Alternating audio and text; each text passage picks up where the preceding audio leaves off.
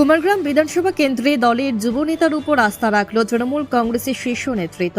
মঙ্গলবার তৃণমূল কংগ্রেসের তরফে রাজ্যের বিভিন্ন বিধানসভা কেন্দ্রের প্রার্থীদের নাম ঘোষণা করা হয়। কুমারগ্রাম কেন্দ্রে প্রার্থী করা হয়েছে বারোবিশার দক্ষিণ রামপুরের বাসিন্দা রাজীব তির্কিকে।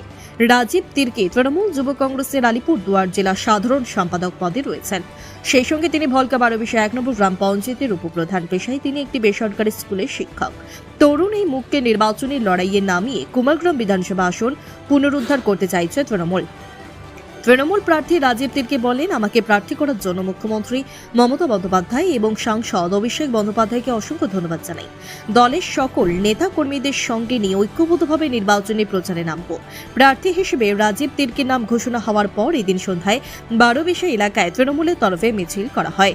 মিছিলে প্রার্থী রাজীব তির্কি ছাড়া উপস্থিত ছিলেন তৃণমূল কংগ্রেসের আলিপুরদুয়ার জেলা সভাপতি তথা রাজ্যসভার সাংসদ প্রকাশ চিকবরাইক, দলের কুমারগ্রাম ব্লক সভাপতি সুদয় নার্জি সহ অন্যান্যরা। বারোবিশা থেকে বাবুল সরকারের রিপোর্ট, ইউবি লাইভ নিউজ। খবর যখন আমরা তখন।